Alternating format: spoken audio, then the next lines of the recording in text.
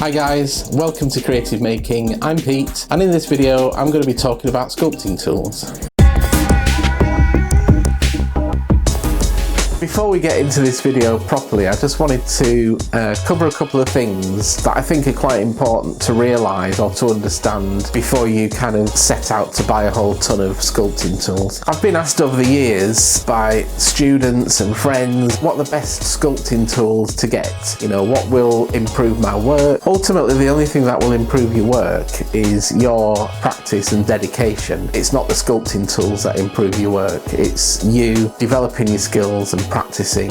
So don't think that any tools out there, as brilliant as they might be, are going to help your work look better. When it comes to the question of what tools should I buy, it's very difficult to answer because, you know, everybody's toolkits are personal to them themselves. I've spent a few years working in the film industry, I'm very lucky, and I've worked in situations with some of the top sculptors in the film industry. All their toolkits are individual to them. Some have a lot of handmade tools, some have a lot that they've bought, some just have odds and sods, twigs and mixing sticks and, you know, things like that. So it's not really about the tool itself, it's about your understanding of sculpture and how to use those tools, but it's a personal thing. Unfortunately, I mean, I would normally say try it before you buy, but unfortunately it's not really an option unless you can borrow sculpting tools off somebody, try them and then buy them. So it ends up potentially being quite a expensive endeavour, you know, buying lots of tools and trying them and then think, no, I don't like that, get rid. So hopefully this video should help in some way for you to kind of understand and maybe choose which tools to buy. So yeah, I hope that makes sense. If it doesn't, pop a comment downstairs and I'll have a read and get back to you. But yeah, so anyway, let's get into the video then.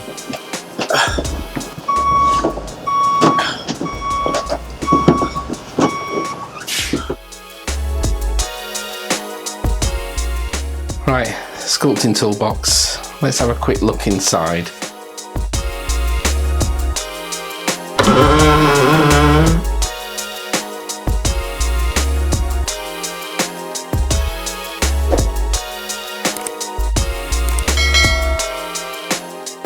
So as you can see, this box is just full of junk. Some good bits, some pointless bits, and it weighs a ton, so I don't really need to carry it about. So let's close it, let's get rid of it. Let's have a look at the tools that I carry with me.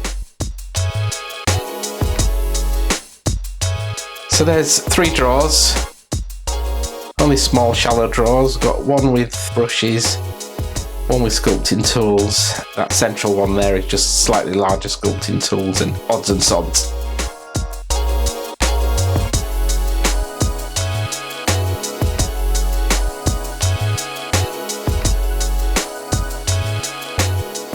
Okay, so let's have a look at these tools. I've kind of broken this down into 5 categories. The first category is, well, I like to call them spatulas. I don't know if that's the actual name, but as you can see, they've all got at least one flat end.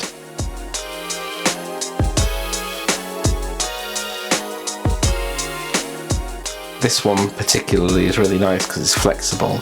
They all got one flat end at least, and they're used primarily for kind of smearing, pushing clay together nicely and not fall apart. You can use them for forming anatomy as well.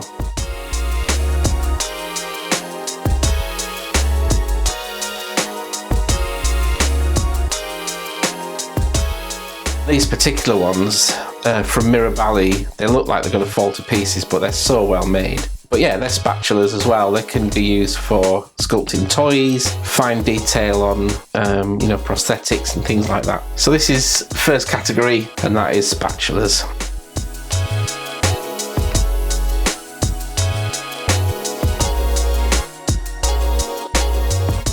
So here's the second group of sculpting tools, and these particular ones are loop tools. You can see here that there's all sorts of different shapes and sizes, but they're primarily used for the removal of material. So when you're sculpting and you're trying to, you know, get forms smaller, or in fact even shape forms, and you need to remove material, then that's what these guys are used for. Now, this is just a small selection. I mean, there are thousands of different loop tools, different sizes, shapes, you name it. These are the ones that I tend to use a lot for doing little monsters and a little bit of prosthetic sculpting. I do have larger versions if I'm doing like a bigger monster.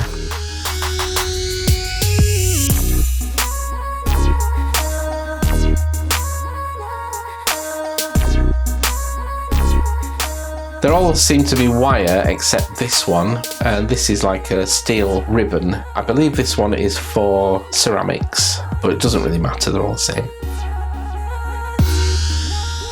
This is category number 3, and you might be thinking, well, they're just loop tools, but actually these are rakes. So they're a loop tool with some kind of serrated or shaped end to them. So that one's like a guitar string.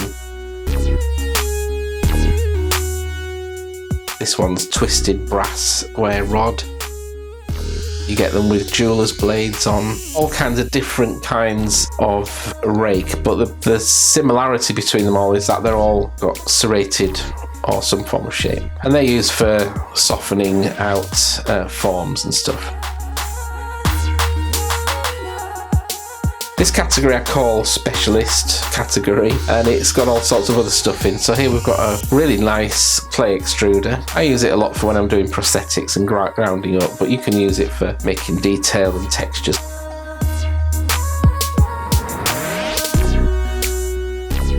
I've got these texture rollers as well, come in loads of different shapes and sizes. And when I first saw these, I didn't think that they would be that great, but after trying them, yeah, I love them. They're really, really good. Difficult to get into fine detail with these ones, however.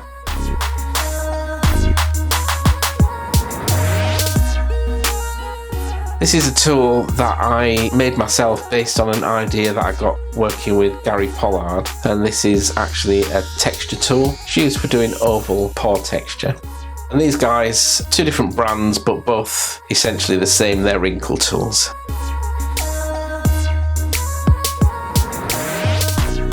And here we've got a ball stylus. You can get them in loads of different shapes and sizes from the cake decorating shop.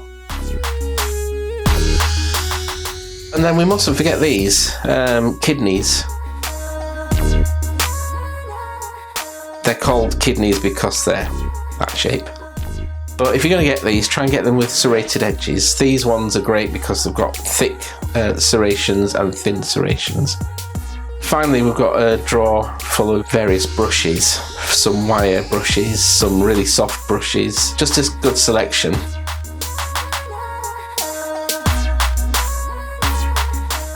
That one's particularly good because you can get into nooks and crannies with it. It's always worth having a couple of brushes in there that you don't mind getting destroyed, basically. So let's have a look at them all in action. So this is the extruder. When you buy this, you get, I don't know, 15 or 20 different discs that fit in the end, so you can extrude different shapes. Just showing you this one, it might be good for making veins and stuff like that. I tend to use it primarily for grounding up prosthetics, but I have used it in the past for doing this kind of thing. And also there was a piece that I was working on that I needed thousands of little balls of clay, so I just found it as easy to extrude some worms like this and then pull the ends off and make little balls of clay. Anyway, I digress. So now we're using the spatula tools, and the spatulas there, as you can see, is I'm just forcing that clay into the surface.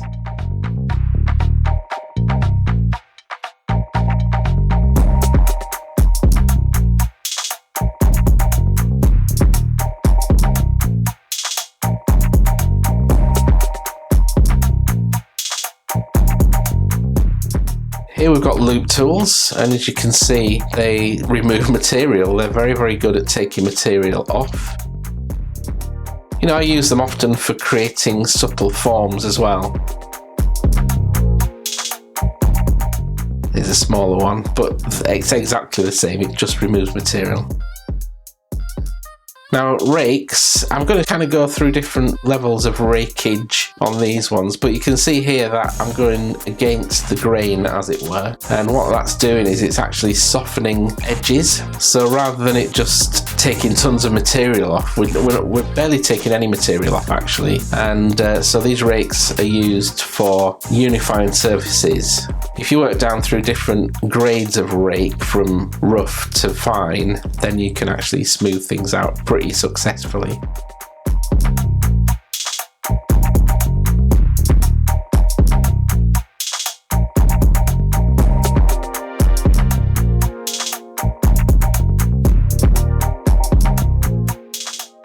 have a look at these little rollers.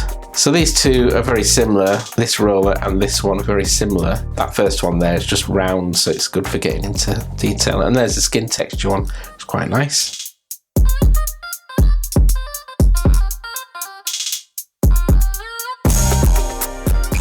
And then this is the paw tool that I mentioned, and this is used for doing that kind of stretched paws you get down your side of your nose, down the nasolabial folds. And these are the old wrinkle tools. This one's from the CES set, and you can see if you just play about with that, then you get some good texture. It's nice to use talc with these as well because it helps you see where you're going, and also it stops those little tiny balls of clay from sticking.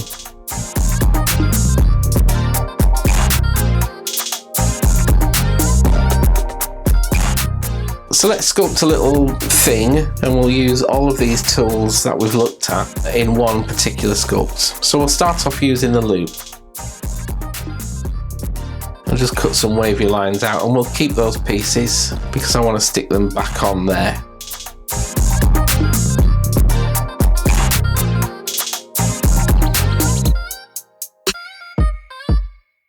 And moving on to this flexible spatula. And there I am, just kind of blending in the edge, roughly blending in the edge, and that helps those bits of clay to stick down. The flexibility of this one particularly is good because it means it doesn't kind of damage the rest of the clay.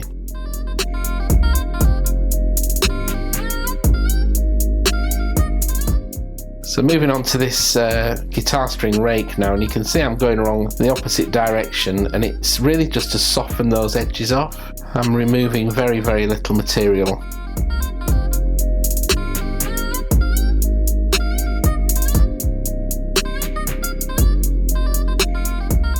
And move from that on to one of these little jewellery saw rakes.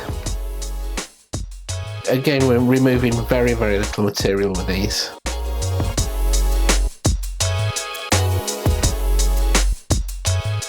You can see there, look. We've gone to an even smaller one. So this one, the teeth are the same size as the last one, but the head of this one's a lot smaller, so it means I can get into tighter detail. And what we're doing here essentially is we're just kind of raking that surface down like you would sand a piece of wood. So you can see on this one, this is a really fine guitar string rake, and it's almost smoothing that surface out. So we go from a big one, medium, small.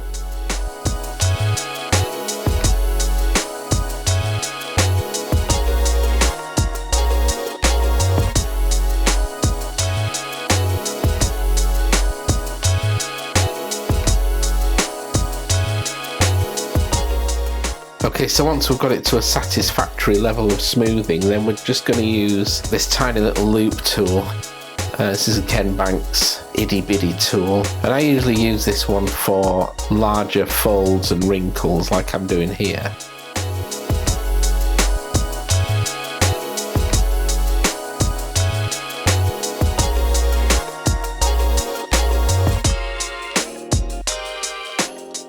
And then I'll use the Ken Banks wrinkle tool on top of that. And those bigger wrinkles there help the wrinkle tool to follow those bigger wrinkles.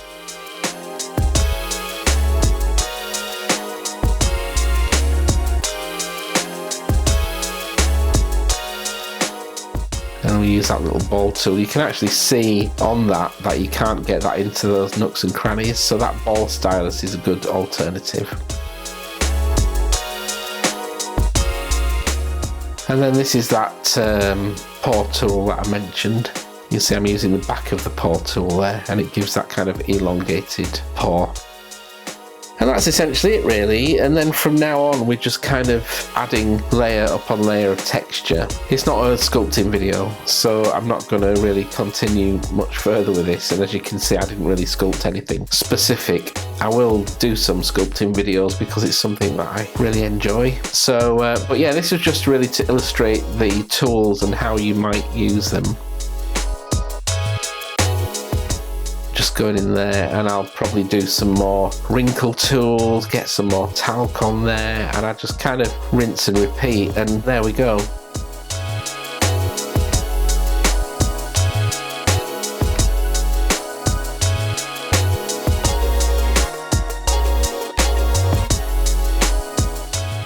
And it's, you know, it's not a beautiful thing to look at, but it kind of gives you the idea of what these tools are for. It looks like the back of an old hand or something. But yeah, so there we go.